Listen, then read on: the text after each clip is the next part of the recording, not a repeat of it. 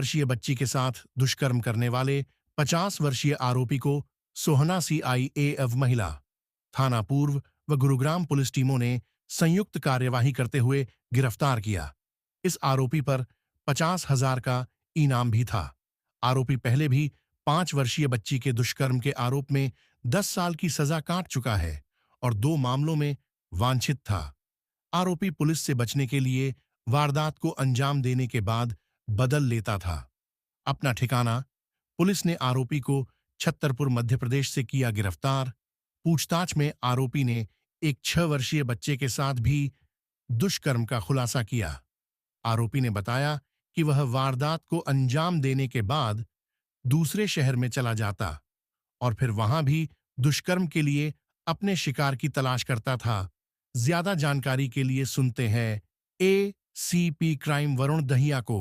MP के अंदर जाके संबंधित कई ऐसे क्षेत्रों में इसकी जो हमारे पास सीसीटीवी जो भी हमारे पास उपलब्ध हो पाई, जिस तरीके की इसकी जानकारी हमारे पास उपलब्ध हो पाई, बस इतना पता चला कि रत्ना नाम का कोई व्यक्ति है। सिर्फ उस क्लू के साथ आगे बढ़ते हुए हमारी टीमों ने प्रयास करा और इसकी पहचान करना सुनिश्चित करा। जैसे ही इसकी पहचान सुनिश्चित हुई, उसके दौरान फिर कई ऐसी विभिन्न अलग अलग शहरों के अंदर रेड कंडक्ट करी गई।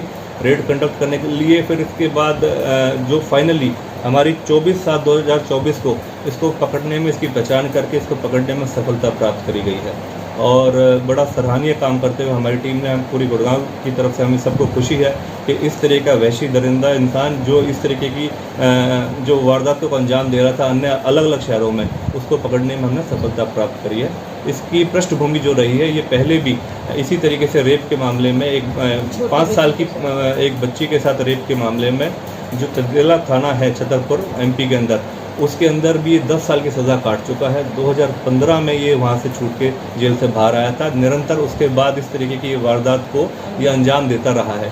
जब जो अप्रैल 2024 में गुड़गांव की वारदात जो इसने अंजाम दी, उससे पहले हमें जो उसकी पूछताछ में पता चला है कि मार्च माह के अंदर भी इसने चंदेला थाने में एक 6 वर्षीय एक बच्चे के साथ भी इस दुष्कर्म की वारदात को अंजाम दिया है, जिसमें भी ये वांटेड है एमपी के अंदर।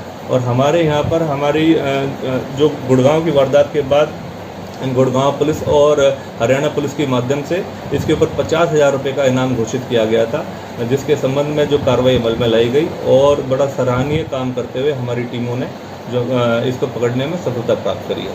सर, गुड़गांव में बच्चे से संपर्क में कैसे आया था? ये मजदूरी का, लेबर का काम करता है। तो जो रिठोज गांव के अंदर जो लेबर बेसिकली किसी कंस्ट्रक्शन वर्किंग के तौर पे वहाँ पर काम कर रहे थे, तो वहाँ पर जो मेन ठेकेदार था उसने जो ये फैमिली है, विक्टिम फैमिली है, इनको वहीं पर एक जगह दे रखी थी, कमरा दे रखा था। फिर कुछ दिनों बाद ये जो रतन नाम का व्यक्ति है, रतन है, ये बलिहारी जिला छतरपुर मध्य प्रदेश, 50 वर्षीय उम्र है इसकी। ये वहाँ पर काम करने के लिए बतौर मजदूर गया और रात को वहीं पर खाना वगैरह खाया और उन्हीं के कमरे के बाहर सो गया।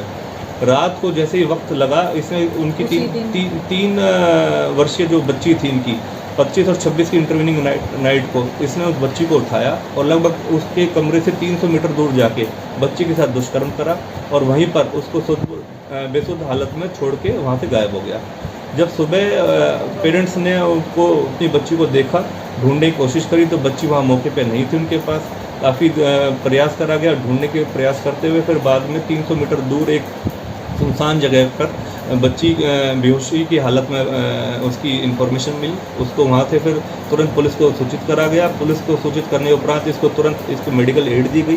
अभी बच्ची की जो हालात हैं वो ठीक है, सुरक्षित है, लेकिन जो उनकी मेडिकल रिपोर्ट्स वगैरह में पुष्टि हुई कि इसके साथ दुष्कर्म की वारदात को अंजाम दिया गया है, उस बारे में पुष्टि हुई है। उसके दौरान पुलिस में फिर इसमें पॉक्सो एक्ट के तहत अभियोग अंकित करा गया और फिर टीम गठित करी गई।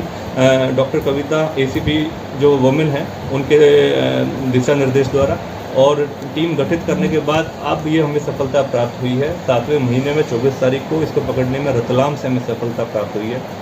विभिन्न ऐसी जगह हैं जहाँ जैसे गुरुग्राम, दिल्ली, झांसी, पुणे, रतलाम, अलग अलग जगहों पर हमारी टीम निरंतर रेड कर रही थी और फाइनली अब इसको अरेस्ट करने में हमें सफलता प्राप्त हुई है। ये बतौर लेबर वहाँ पर काम करने के लिए गया हुआ था। उसके बाद इसका जो मॉडस ऑपरेंडी ये रहता है कि क्योंकि ये इस तरीके की वारदात को अंजाम देने का आदी है, और इस संबंध में जब भी इस तरीके की वारदात को कोई अंजाम देता है फिर उस जगह को छोड़ के फिर किसी और जगह पर जाके, क्योंकि लेबर का काम करता है और वहाँ पर काम करना शुरू कर देता है। ये ना तो कोई फ़ोन ऐसा रखता है, ना ही इसकी आइडेंटिफिकेशन जल्दी से रिवील हो पाई कहीं पर भी।